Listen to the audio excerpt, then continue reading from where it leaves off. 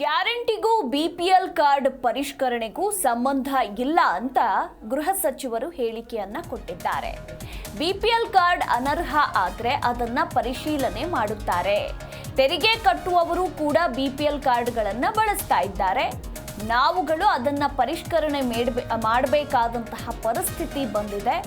ಮುಂಚೆನೇ ಇದನ್ನ ಮಾಡಬೇಕಾಗಿತ್ತು, ತಡವಾದ್ರೂ ಮಾಡ್ತಾ ಇದ್ದೇವೆ ಅಂತ ಮೈಸೂರಿನಲ್ಲಿ ಗೃಹ ಸಚಿವ ಡಾಕ್ಟರ್ ಜಿ ಪರಮೇಶ್ವರ್ ಹೇಳಿಕೆಯನ್ನ ಕೊಟ್ಟಿದ್ದಾರೆ. ಇಲ್ಲದೇ ಇದ್ರೆ ಕಾನೂನಿನ ಪ್ರಕಾರ ಈ ಗ್ಯಾರಂಟಿಗಳನ್ನ ಮಾಡಿರೋದು ಬೇರೆ ವಿಚಾರ. ಬಿಪಿಎಲ್ ಕಾರ್ಡ್ ಅನ್ನ ಯಾತಕ್ಕೋಸ್ಕರ ರಿವ್ಯೂ ಮಾಡ್ತಿದ್ದಾರೆ ಅಂದ್ರೆ, ಬಹಳಷ್ಟು ಜನ IT ರಿಟರ್ನ್ ಫೈಲ್ ಮಾಡೋರು ಬಿಪಿಎಲ್ ಕಾರ್ಡ್ ತಗೊಂಡಿದ್ದಾರೆ, ಸರ್ಕಾರಿ ನೌಕರರು ತಗೊಂಡಿದ್ದಾರೆ, ಆಮೇಲೆ 3 ಹೆಕ್ಟೇರ್ ಜಮೀನಿನ ಮೇಲೆ ಇದ್ದವರು ತಗೊಂಡಿದ್ದಾರೆ, ಮನೆಯಲ್ಲಿ 2 ಕಾರ್ ಇಟ್ಕೊಂಡಿರೋರು ತಗೊಂಡಿದ್ದಾರೆ. ಇದೆಲ್ಲ ಅವರೇ ಜನರೇ ತಿಳ್ಕೊಂಡು ಅವರು ವಾಪಸ್ಸು ತಗೋಬೇಕು, ಕ್ಯಾನ್ಸಲ್ ಮಾಡಿಸ್ಕೋಬೇಕು. ಇಲ್ಲದೇ ಇದ್ರೆ ಕಾನೂನಿನ ಪ್ರಕಾರ ನಾವು ಕ್ರಮ ಮಾಡುತ್ತು ಅಂತಂದರೆ ಅವ್ರಿಗೆ ಕಷ್ಟ ಆಗುತ್ತೆ. ಸುಳ್ಳು ಹೇಳಿ ನೀವು ಬಿಪಿಎಲ್ ಕಾರ್ಡ್ ತಗೊಂಡಿದ್ದೀರಾ ಅಂದರೆ ಅವ್ರ ಮೇಲೆ ಕ್ರಮ ತಗೋಲಿಕ್ಕಾಗುತ್ತೆ. ಅಲ್ಲ, ಅದನ್ನೇ ಅವರು ಹಿಂದೆ ಏನೋ ಮಾಡಿದ್ದಾರೆ ಗೊತ್ತಿಲ್ಲ ನನಗೆ ಯಾವ್ಯಾವ ಸಂದರ್ಭ. ಅದಕ್ಕೆ ನಾವು ಈಗ ಅದನ್ನು ಅವರ ಜಿಲ್ಲಾ ಹಂತದಲ್ಲೇ ಪರಿಶೀಲನೆ ಮಾಡಿದ್ದಾರೆ. ಈ ಗ್ಯಾರಂಟಿಗಳನ್ನು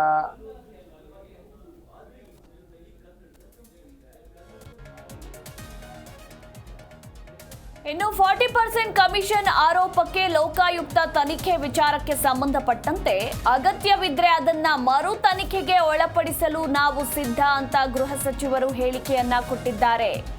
ಯಾವ ಆಧಾರದ ಮೇಲೆ ಸಾಕ್ಷಿ ಇಲ್ಲ ಎಂದಿದ್ದಾರೆ ನೋಡಬೇಕು. ಲೋಕಾಯುಕ್ತರ ವರದಿ ಓದುತ್ತೇನೆ, ನಂತರ ತೀರ್ಮಾನ ಮಾಡ್ತೀವಿ. ಅಗತ್ಯ ಇದ್ರೆ ಅದನ್ನ ಮರು ತನಿಖೆಗೆ ಒಳಪಡಿಸಲು ಕೂಡ ನಾವು ಸಿದ್ಧ ಅಂತ ಮೈಸೂರಿನಲ್ಲಿ ಗೃಹ ಸಚಿವ ಡಾಕ್ಟರ್ ಜಿ ಪರಮೇಶ್ವರ್ ಹೇಳಿಕೆಯನ್ನ ಕೊಟ್ಟಿದ್ದಾರೆ.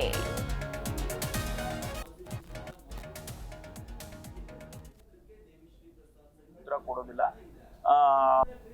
ನೋಡಿ, ನಾವು ಹೋರಾಟ ಮಾಡಿದ್ದು ಆಧಾರರಹಿತವಾಗಿ ನಾವು ಮಾಡಿಲ್ಲ. ಕೆಂಪಣ್ಣವರು ಕಾಂಟ್ರಾಕ್ಟರ್ಸ್ ಅಸೋಸಿಯೇಷನ್ನಿನ ಅಧ್ಯಕ್ಷರಾಗಿದ್ದರು, ಅವರೀಗ ಪಾಪ ತೀರು ಹೋಗಿದ್ದಾರೆ. ಅವರು ಪ್ರಧಾನಮಂತ್ರಿಗಳಿಗೆ ಪತ್ರ ಬರೀತಾರೆ. ಒಂದು ಜವಾಬ್ದಾರಿಯುತವಾದಂಥ ರಿಜಿಸ್ಟರ್ಡ್ ಬಾಡಿ ಯಾವುದು ಕಾಂಟ್ರಾಕ್ಟರ್ಸ್ ಅಸೋಸಿಯೇಷನ್, ಅದರ ಅಧ್ಯಕ್ಷರವರು. ಅವರು ಅನೇಕ ಉದಾಹರಣೆಗಳನ್ನು ಕೊಟ್ಟು ಪ್ರಧಾನಮಂತ್ರಿಗೆ ಬರೀತಾರೆ. ಅವರು ಬರೆದ ಮೇಲೆ ನಾವು ಅದನ್ನು ಈ ರೀತಿ ಒಂದು ರಿಜಿಸ್ಟರ್ಡ್ ಬಾಡಿ ರೆಸ್ಪಾನ್ಸಿಬಲ್ ಪರ್ಸನ್ ಪ್ರಧಾನಮಂತ್ರಿಗೆ ಬರೀತಾರೆ, ಪ್ರಧಾನಮಂತ್ರಿಗಳು ಏನೂ ಕೂಡ ಅದಕ್ಕೆ ಉತ್ತರ ಕೊಡೋದಿಲ್ಲ ಅಂತ ಹೇಳಿ ನಾವು ಅದನ್ನು ಒಂದು ಇಶ್ಯೂವನ್ನು ಜನ ಸಮುದಾಯದ ಮುಂದೆ ಹೇಳಿದ್ವಿ. ನಾವು ಹೌದು, ನಾವು ಜನದ ಮುಂದೆ ಹೋಗಿ ಈ ರೀತಿ ಆಗಿದೆ, ಸರ್ಕಾರ ಹಿಂಗೆ ಮಾಡ್ತಾ ಇದೆ ಅನ್ನೋದನ್ನು ನಾವು ಹೇಳಿದ್ ನಿಜ. ಈಗ ಅವರು ಇಲ್ಲ ಅಂತ ಹೇಳಿದರೆ ನಮಗೂ ಒಂದು ಆಧಾರ ಇದೆಯಲ್ವಾ. ಲೋಕಾಯುಕ್ತದವರು ಹೇಳಿದ್ದ ತಕ್ಷಣಕ್ಕೆ ನಾವು ಅದನ್ನು ನಾವು ಕೂಡ ಪರಿಶೀಲನೆ ಮಾಡ್ತೀವಿ. ನಾವು ಅದನ್ನು ಸುಮ್ಮನೆ ಯಾರೋ ಹೇಳಿದರು ಅಂತ ನಾವೇನು ಮಾಡೋಕ್ಕೆ ಹೋಗಿರಲಿಲ್ಲ. ನಮಗೂ ಒಂದಿಷ್ಟು ಆಧಾರ ಸಿಕ್ಕಿದ್ದಕ್ಕೋಸ್ಕರ ಮಾಡಿದ್ದು ನಾವು. ಅದನ್ನು ನೋಡೋಣ. ನಾವು ಅವರೇನು ಯಾವ ದೃಷ್ಟಿಯಲ್ಲಿ ಅವರು ಏನೂ ನಡೆದಿಲ್ಲ ಅಂತ ಏನು ಹೇಳಿದಾರೋ ಗೊತ್ತಿಲ್ಲ. ನಾನು ಅದನ್ನ ರಿಪೋರ್ಟ್ ನೋಡಿಲ್ಲ, ವರದಿನೂ ನೋಡಿಲ್ಲ. ನೋಡಿದ ಮೇಲೆ ನಾವೆಲ್ಲ ಡಿಸ್ಕಸ್ ಮಾಡ್ತೀವಿ. ನೋಡಿ, ನಾವು ಹೋರಾಟ ಮಾಡಿದ್ದು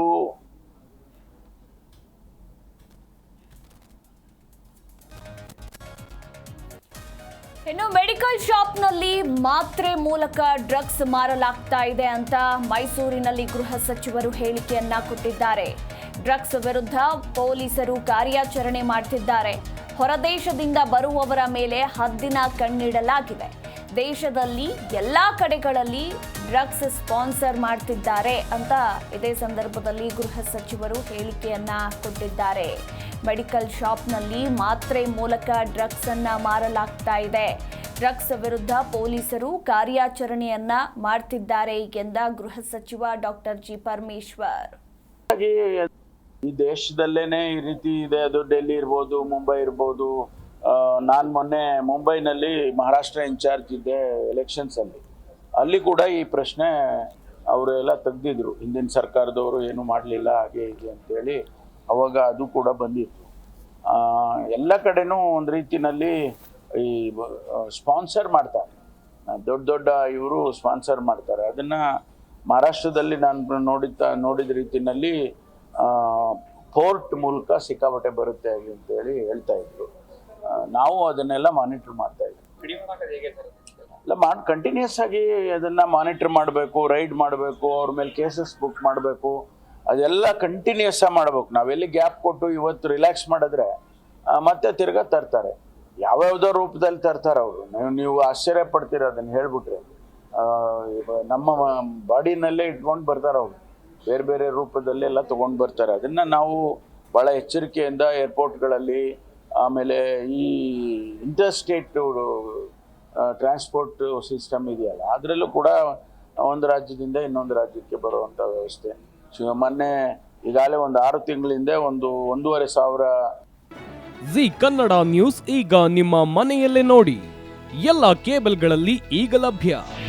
ನಿಮ್ಮ ನೆಚ್ಚಿನ ಜಿ ಕನ್ನಡ ನ್ಯೂಸ್ ಈಗ ಸನ್ ಡೈರೆಕ್ಟ್ ನಲ್ಲಿ number 292, Tata play number 1664, Jio TV number 1334, NXT digital number 30, in cable number 30, city networks 51, U digital number 162, GTPL number 17, Rockline telecommunications number 42, Shri Basaveshwara cable number 168, rural cable network 60, Vinayaka digital 57, Abhishek cable 821, city channel 53, Siddeshwara cable network 57, V4 digital Infotech 628, Surya digital networks 53, Gajanan digital number 836, Malnad Infotech Private Limited number